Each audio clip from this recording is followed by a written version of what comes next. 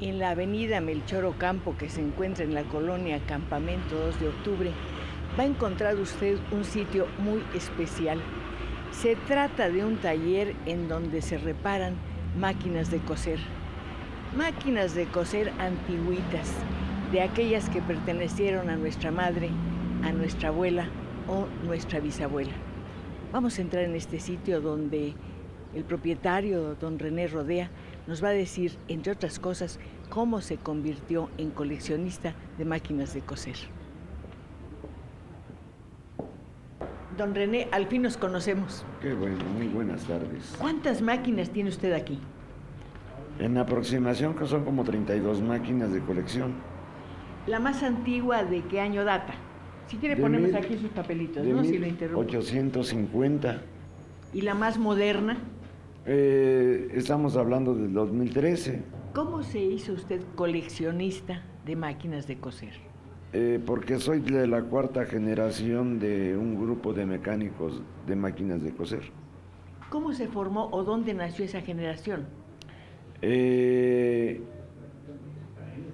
En Tenango del Valle comenzaron los inicios, porque mi abuelo era herrero y fabricaba piezas con fragua, o sea, ya fueran bielas, flechas, lo que fuera. A ver, don René, ¿qué tienen que ver las flechas con las máquinas de coser? Lo que pasa es que por eso venían cuadradas, porque como no había tornos, entonces tenían que golpearlas. ¿Qué venía cuadrado? Las barras. ¿Barras para qué? Estas son las barras. Ah, ya estamos hablando de las máquinas de coser. Así es. ¿En qué año habrá llegado a Tenango del Valle la primera máquina? Fueron un total de 80 máquinas. ¿Pero cuándo habrá llegado la primerita? La primera no... Ahí viene grabado, el 12 de noviembre de 1850. O sea, es la que estamos viendo ahí. Exactamente. ¿Por qué llegó a manos de su padre? O de su abuelo, mejor dicho. Mi bisabuelo. De su bisabuelo, fíjese. Por varias razones, porque esa máquina fue saboteada, porque creían que se iban a quedar sin trabajo. En ese ¿Quién tiempo... creía que se iba a quedar sin trabajo? La gente, las muchachas. ¿Las muchachas bordadoras? Sí, o sea, las que cosían a mano. En ese tiempo había 54 tipos de puntadas a mano. ¿En su familia había bordadoras? No, o sea, eran costureras normales, pero no había bordadoras. O sea, no sabían hacer una de esas 54 puntadas. Sí, sí sabían varias diferentes puntadas, pero estamos hablando de que no todas las sabían. ¿Y por qué sabe usted los nombres de esas puntadas? Cosa que celebro. Lo que pasa es que cuando yo en una ocasión fui a la escuela corregidora de Querétaro, ahí me enteré de todas las puntadas que había. ¿El taller de su bisabuelo fue atendido después por su abuelo? Sí, así es. ¿Cómo se llamaba su abuelo? Ambrosio Rodea. ¿Y su padre? Se llamaba Pedro Rodea. Don Pedro Rodea, ¿qué hacía concretamente en el taller? Fabricaba de todo, así como lo que yo hago. Si usted me manda a hacer un engrane, lo hago. Si me mandan a hacer una pieza de esas, la hago. Por cierto, hace rato vi que las tenía en las manos. ¿Qué son estas piezas? Son puras piezas de colección que ya no hay. ¿Para qué sirven? Esas piezas sirven para que puedan coser como cualquier máquina. O sea, cosen normal, pero con diferentes piezas. Entonces... ¿Cómo le llamamos a esta piececita? Esta es una lanzadera de canoa. Ah, es para meter y sacar el hilo. Efectivamente, así es. ¿Y esta rondanita qué es? Ahí viene el carretel. Esta es una bobina de esta máquina estándar. Esta máquina es de 1892. ¿De dónde habrá llegado? Esta fue mandada a hacer en Ohio. Aquí viene grabado. ¿Sabe que en las máquinas antiguas algo muy bello es el decorado, el dibujo? Así es. ¿De qué está hecho? ¿De qué material es? Esta en realidad es una calcomanía común y corriente, pero hubo otras máquinas que venían con concha nácar. Por ejemplo, la mayoría de la gente no sabe qué significa el sello Singer. A ver qué significa, porque lo hemos visto tantas veces. Claro, aquí véalo, mire. Si usted lo alcanza a apreciar aquí, Ah, sí. aquí vienen unas deshebradoras. Sí. Entonces, eso es lo que significa el sello Singer, y eso que tiene la S significa el hilo. A ver, empecemos por la máquina más arriba. Así es. ¿Cuántas piezas tiene, don René? En realidad La no de 1850. ¿Cuántas piezas no tiene? las he contado porque en realidad nunca las he tratado de echar a coser esta máquina. ¿Podría echar a coser cualquiera de las otras? Cualquiera, a excepción de esa porque no le quiero quitar su historia. ¿Cuál es su historia? Esa que la que le comenté, que fue una máquina saboteada, que vinieron con otras 79 máquinas, en total fueron 80 máquinas, y no las querían la gente porque se iba a quedar sin trabajo. ¿Y eso ocurrió? ¿Se quedaron sin trabajo o no? No, al contrario, subió eso, siguió subiendo. ¿Cómo llegó a sus manos esta máquina? Todas estas máquinas están así porque estaban enterradas. ¿En dónde? En diferentes partes, por ejemplo, unas en Tenango del Valle, otras en el estado de Morelos. Porque ¿Cómo las encontró? las desenterraron mis antepasados, pero ya cuando las vieron que ya estaban hechas talco, ya no servían para nada. ¿Qué interés tenían sus antepasados por desenterrar las máquinas? ¿Y cómo supieron dónde localizarlas? Porque sabían exactamente dónde las habían metido en un pozo, pero obviamente la humedad las echó a perder. ¿Quién las metió? ¿Perdón? ¿Quién las metió? Mi bisabuelo, cuando la guerra, cuando la independencia, cuando todo eso, tenían que guardar todo. Es increíble cómo un objeto tan inocente y cotidiano puede guardar una historia tan misteriosa y fascinante. Así es.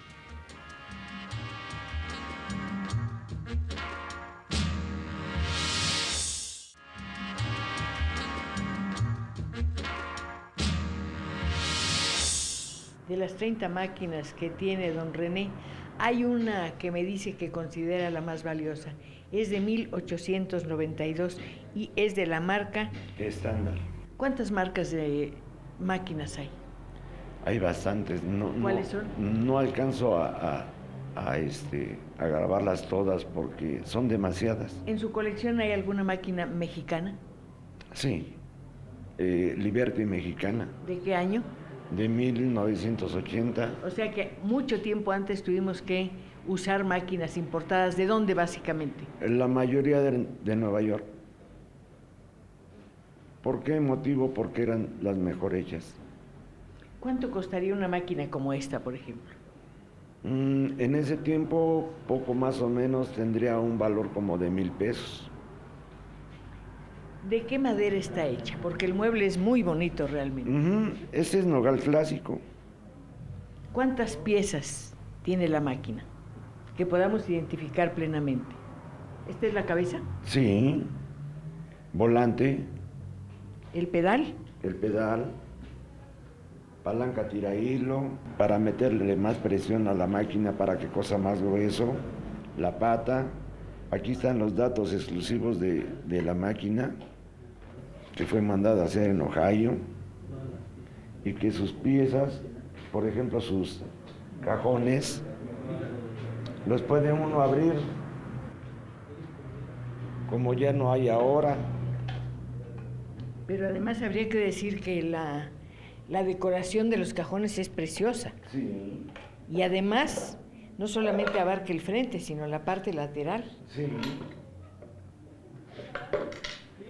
¿Hay personas que vengan a encargarle la reparación de máquinas de este tipo en la actualidad? Sí, bastantes. Por cierto, ¿cuántos museos como este habrá en México? Que yo conozca, no. Nada más el del Chapultepec. Pero no está consagrado a las máquinas de coser. No. No, porque en realidad no tienen historia, no saben nada. Y cada máquina tiene su historia en sus... Por ejemplo, ¿esta qué historia tiene? Esta cuyo mueble es bastante raro. Sí. Lo que pasa es que esta fue mandada a hacer con base de violín en base a la época de sus tiempos. Por ejemplo, digamos, fue mandada a hacer con concha nácar y fue marcada una de las número 12 que fabricó Singer, que aquí lo podemos apreciar. Aquí, mire.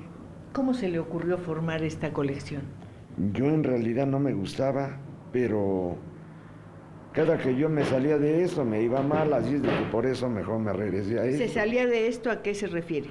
Me salía, por ejemplo, me iba yo de ruletero, que no tiene nada que ver con esto. Con reparar máquinas de coser. ¿Cuántos oficios ha tenido aparte de este? Algunos como por ejemplo paletero, nevero, barbacollero, carnicero, o sea, diferentes, porque no me gustaba yo esto. Pero cada que me salía yo, me iba mal. De los oficios que me mencionó, ¿cuál es el que más trabajo le costó? Barbacollero. ¿Por qué? Porque no me quedaba exactamente como debía de ser. ¿Dónde vendía su barbacoa? En Capuluac, Estado de México. ¿Dónde conseguía los borreguitos? Allá mismo, ahí mismo llegan en Santiago Tenquistenco y ahí mismo se consiguen. ¿Cómo le fue de taxista? Muy mal, mire. Oh, ¿qué le pasó? Me asaltaron y de ahí me quité de taxista. ¿En dónde ocurrió eso? Eso ahí fue por Tacuba. ¿De noche? Y a todas horas, y no era muy noche, pero cuando le toca, le toca. Ahí dijo, me regreso a mis maquinitas. De ahí ya no me salí. Mientras usted salía del taller, ¿quién se quedaba cuidándolo? Algunos de mis chalanes, algunos de los ayudantes que tenía yo, les he enseñado a algunas gentes. ¿Siempre estaba en este lugar? 35 años. ¿Cuánto costaba la compostura o la reparación de una máquina en aquel momento? Entre 15 y 35 pesos. ¿Cuántos clientes llegaban más o menos al mes o al año? A la semana más que nada, digamos, unos 8 o 9. ¿Tenía empleados? En ese tiempo no. ¿Usted solito atendía todo? ¿Qué tipo de clientela llega aquí? De todo tipo. O sea, desde el más humilde hasta el más adinerado. No sé si las máquinas de coser han caído en desuso.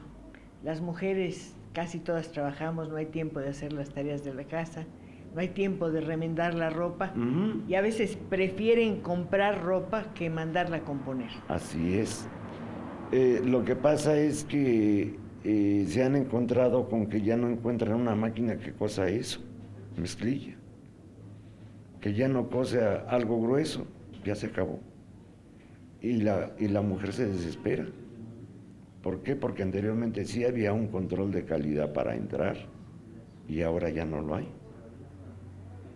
Entonces, a eso se debe que ya no cosa la gente como antes. ¿Quién le enseñó a usted los secretos de las máquinas de coser? Desarmándola. ¿Por puro gusto? Por puro gusto. Me tardé casi 2 meses en armarla, pero la armé. En su casa, su mamá o sus hermanas, si es que las tuvo, poseían una máquina de coser. Mi madre y mis hermanas no, pero mi tía sí. Le di una máquina de coser a ella. ¿Cómo se llamaba su tía? Se llama Paz Alarcón. ¿Doña Paz cosía ajeno o nada más para la casa? Para la pura casa. Oiga, por cierto, ¿usted sabría coser en una máquina de estas? En cualquier máquina. O sea, la que sea. Maravilloso. Sí, porque lo que pasa es que uno tiene que saber reparar desde una máquina de ojales, botón, presilla, resortera, collarete, zapatera, para todo. ¿Qué es el collarete? Eso que trae usted aquí. ¿Esto? O si no más voltea. Ah, el doblez. Eso es. Siempre se aprende algo.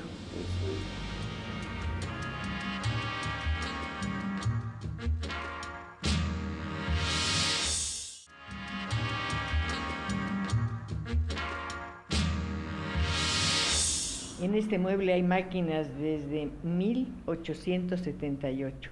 Está la japonesa, está la floreada, está la dragón. Oiga, por cierto, ¿cuántos nombres tenían las máquinas? Había muchos. muchos nombres. Le voy a decir algunos de los que más recuerdo. Por ejemplo, estaban UIT, Nacional Ideal, Nueva OME, Panamericana, Estándar ya la tenemos,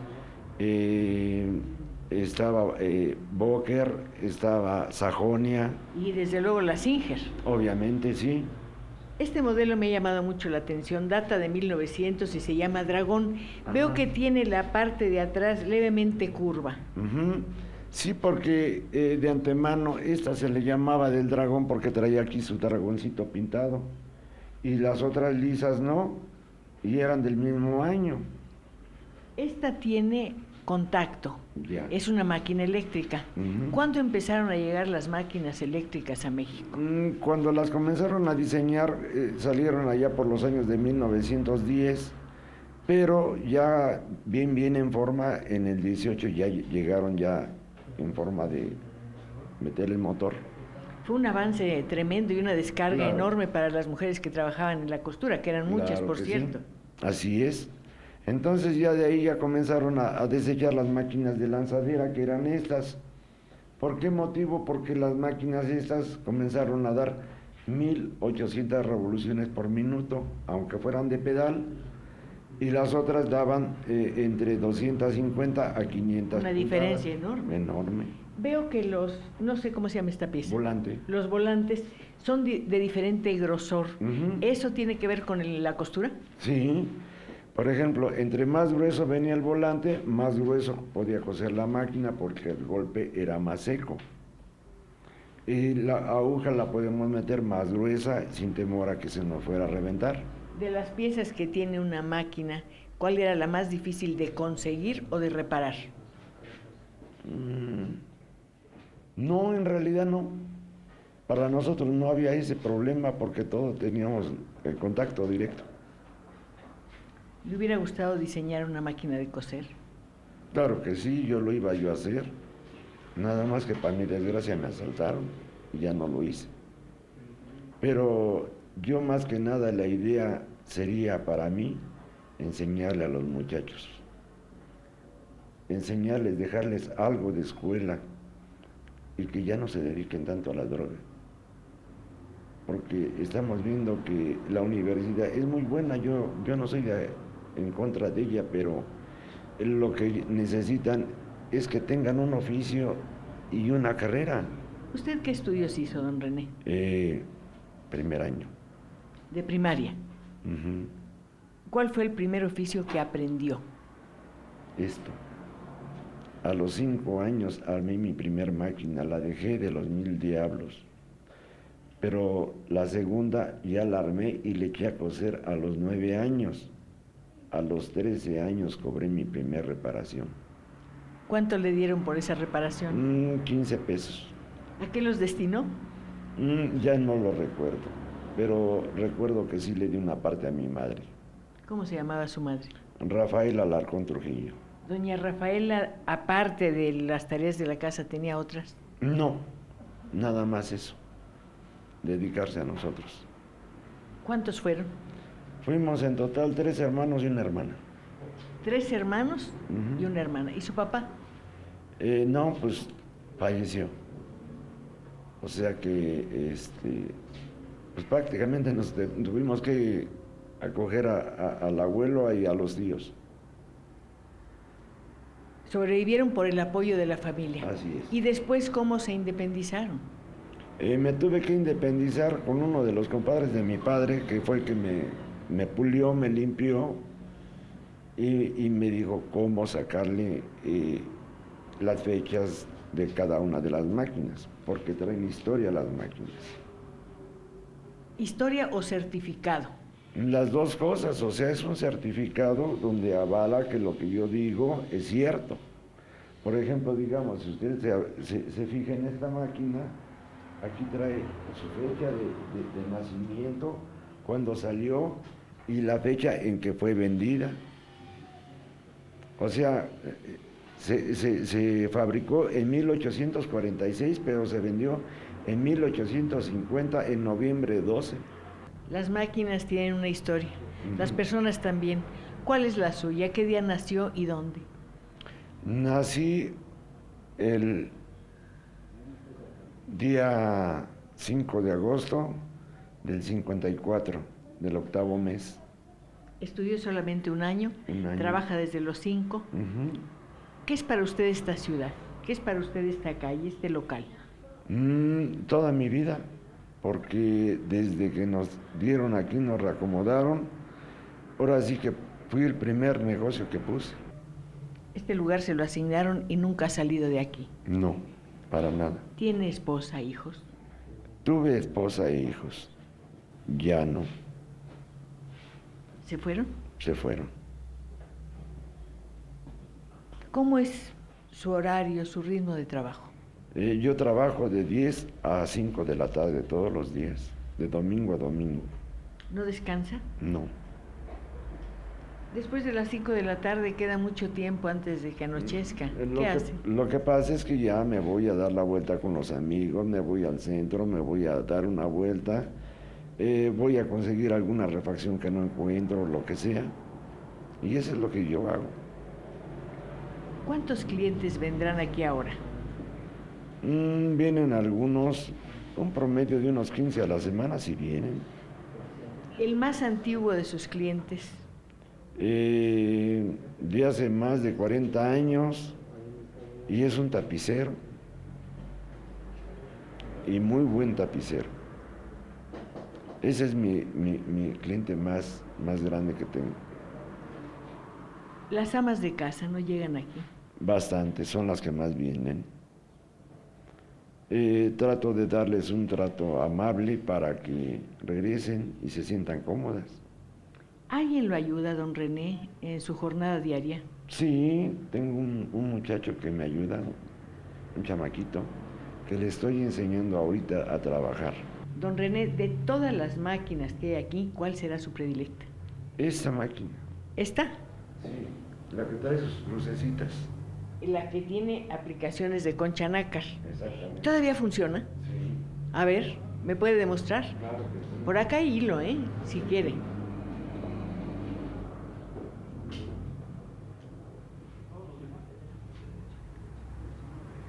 Es fascinante pensar cómo, gracias a la habilidad de un hombre como don René, una máquina que data de hace mucho, mucho tiempo, vuelve a tomar el hilo de nuestra historia y de nuestra vida.